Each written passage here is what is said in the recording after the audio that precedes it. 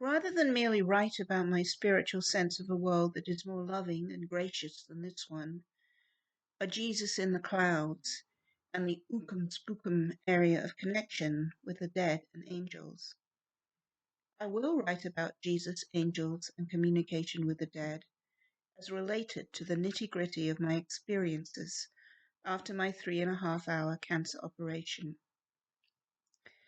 I was told previously that this operation to remove 5 to 6 centimeters of tissue to further reduce and round out my left breast, and then to reduce the right breast for symmetry, would take 4.5 hours. One nipple would be removed and reattached, the other removed and then regrafted. The operation actually took an hour less. I felt worse after it than I have felt after any operation. I could walk slowly, but there was persistent pain in my upper body despite medication, particularly with stitching on the right side to hold in a drainage tube. Sleep was very difficult. My body was in trauma. A couple of days after this operation came the second of my spiritual experiences, the first being an angel of light coming to cover my body after the news that I had cancer. I remember seeing sunlight pouring into the bedroom that morning.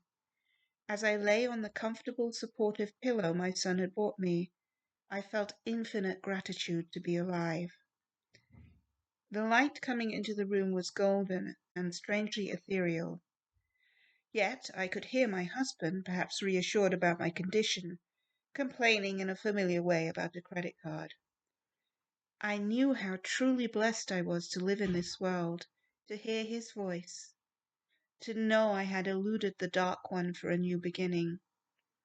This feeling put me at peace with death and further aging and illness in the years to come. I will be ready when death comes. I have intimations of when it will come, but I don't know the exact day. I will go to a place which is different, and where all I have done in this life matters, thus giving life meaning. And yet, how blessed I felt then to be in this world now. And while everything had seemed a blur when I had untreated Crohn's disease and then cancer cells in my system, now I felt clarity. The unexplained lack of clarity I had for so many years reminds me of the state we are in when we struggle to know truth but cannot find it. Today, with the untrustworthy media sources in America, that state is especially real. Like dissidents in a dictatorship, we struggle to distinguish truth from lies, man from woman, and light from dark. When the abnormal cells were removed, I was still very weak. I watched the sunlight dancing into the room and heard the voice of the man I loved, and I was deeply aware of the things of the spirit on the other side. As I lay in a familiar environment, alive, and with my husband alive, I breathed in air in a new, altered body. And at this moment I wondered why I had ever been unhappy or dissatisfied. Connected with my emergence from illness, I sensed a graciousness in the dancing light. I was spiritually far more open to something beyond the ends so many of us pursue, buying, planning, feeling that we can control a purely physical universe. This moment grew out of the weakness and destruction of disease. Bernie Siegel followed many people in a study he made. He polled students and found that those who had experienced deeply unhappy childhoods tended to get cancer up to 20 years later.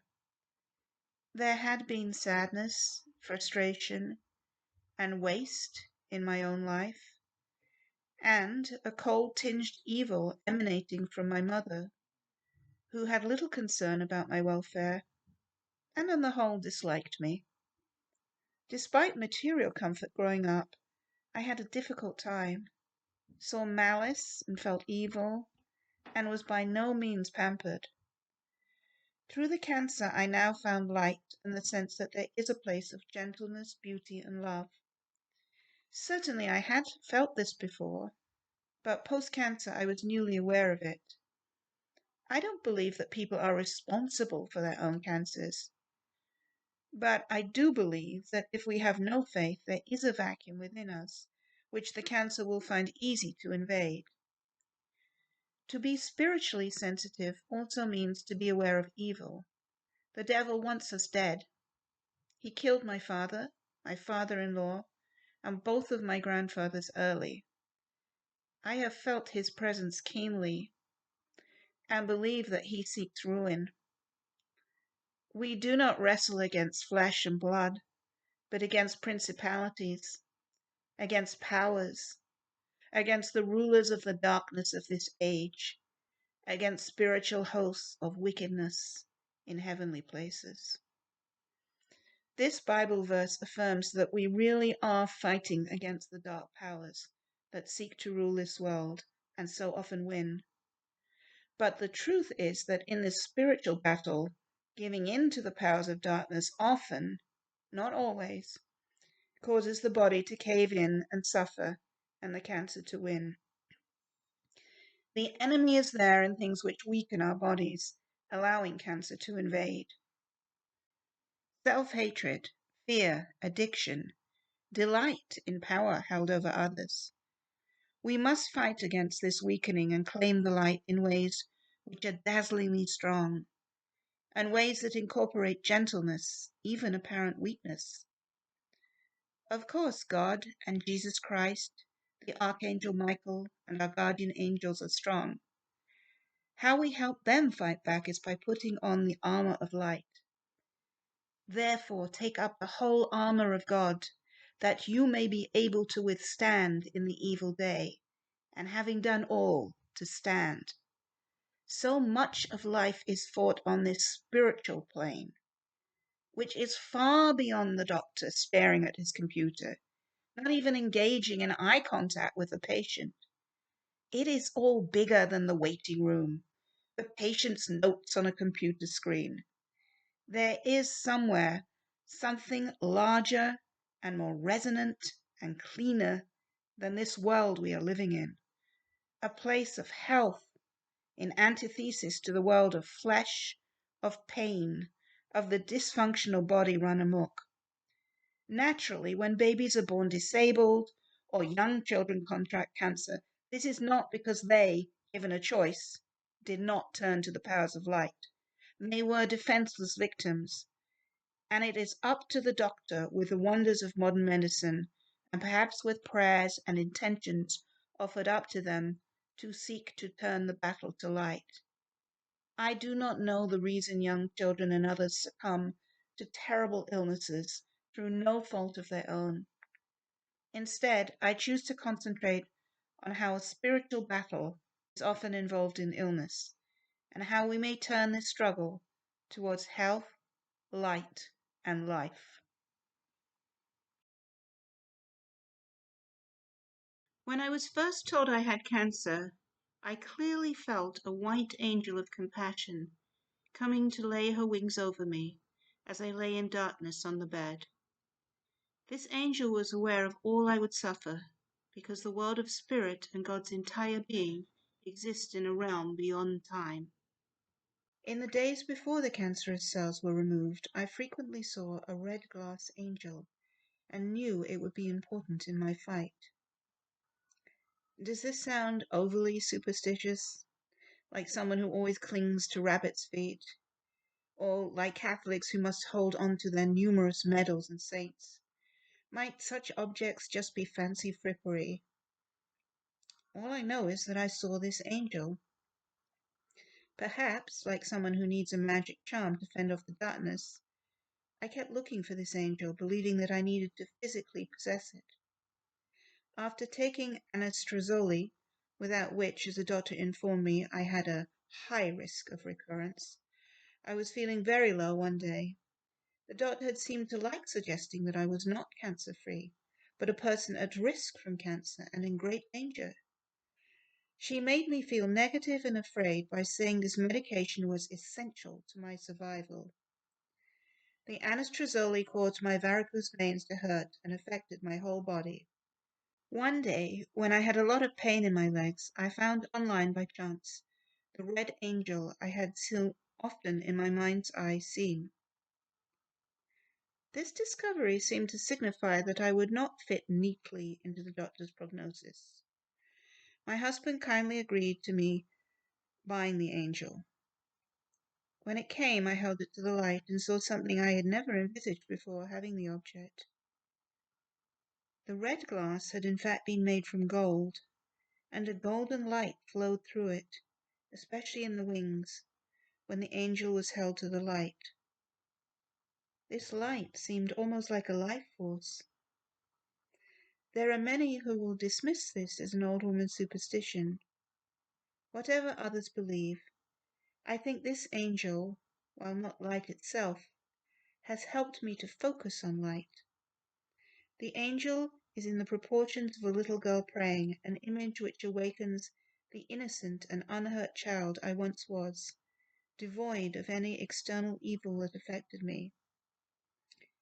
While I would not advise those post-cancer to fill their houses with fripperies and charms, if something specific, like my red angel, is envisaged, people should not dismiss this image. The object may be a rosary a relative had, or something belonging to a loved one. Sometimes these things possess great positive energy, although one must never allow one to become a golden calf. Next I will tell of something very lovely that happened to me in October 2022, when I was already aware of feeling more tired than I should. I assumed that when one got to my age of 60, one would start to feel such tiredness.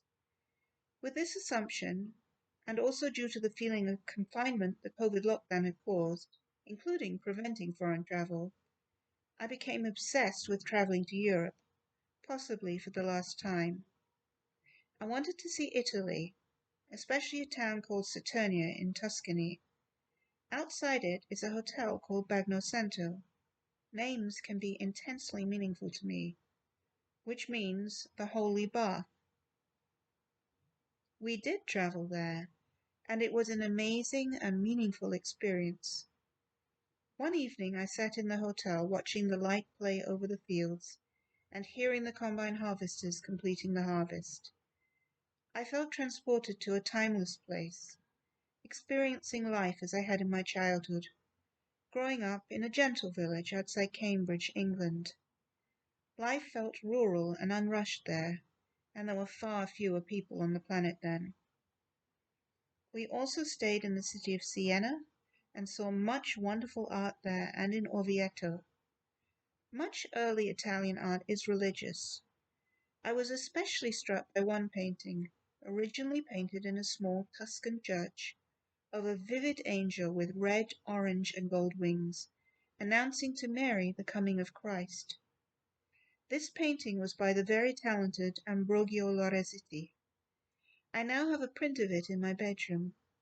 Again, my husband had lovingly bought it because the image meant something to me, a message of hope carried by a powerful being beyond the realms we ordinarily move in. To fight disease, we need inspirations that suit our character. Character is very important to our avoiding becoming the plaything of fate. As the Bible says in Romans, tribulation produces perseverance, and perseverance, character, and character, hope, and hope does not disappoint us. Like many, I turned to religion when I was ill, and there is nothing wrong in that. After my blood pressure hiked to an amazingly high rate and still wasn't fully responding to medication, I had a beautiful spiritual experience in the Christmas Eve 2021 service in the Basilica of St. Josaphat here in Milwaukee. A Polish priest had given the homily, and I remember seeing light emanating not only from the figure of the Christ child carried in to start the service, but also from him as he spoke. Over a year later, I made an appointment to see him to explain how afraid I was about the cancer. He told me Jesus was with me in all my earthly sufferings, and even that, despite the victory of the cross, It is our mission on earth to suffer with him as he suffered during the crucifixion. That did make sense to me. I remember also being vividly aware of Jesus being with me when I had an MRI that lasted 20 minutes. I lay in a noisy tube for 20 minutes, trying to remain as still as possible, alone, but aware of Jesus. My recuperation from the operation was frightening in some ways due to pain and my body being in a little bit of trauma. I woke several times feeling faint and afraid to go back to sleep because of that feeling of faintness.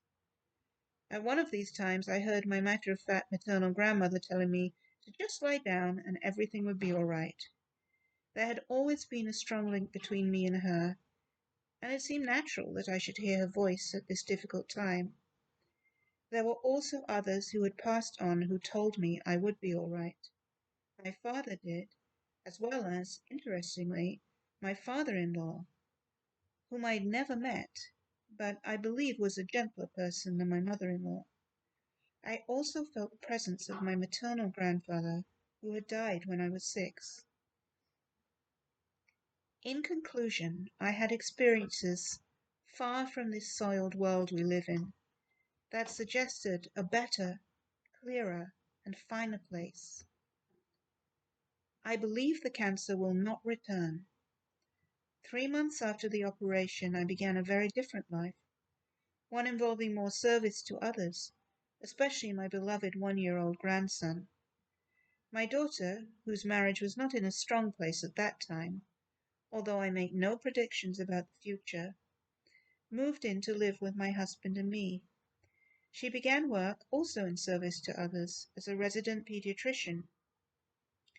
We have been able to offer her a supportive family atmosphere, and my grandson has the personal care he had been denied so long by having to attend daycare. The years I expect to be with him will be very important. And while life continued in the world outside my immediate environment and concerns, I knew that this world is not the only one there is.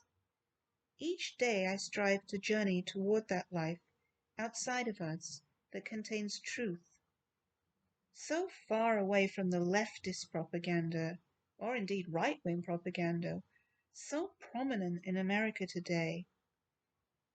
I feel as if I'm from another era. I understand why I may not be allowed to return to Europe, why my years are numbered in such a way that I may see my grandson achieve adulthood, and why there is a loving God looking down on me. I try to understand and love others in all walks of life more now, and I try to leave the childhood hurt I suffered behind me. I also try to eat healthily, not putting a lot of dairy products, meat, or sugar into my diet, and including fruits and vegetables, plus vitamins that are especially important to repelling cancer, as well as chaga mushrooms. Before I had cancer, I tried hard to be a spiritual person, discern God's way, and think for myself. I continue to do so now, and I hope this personal account may be helpful to and resonate with my readers and listeners.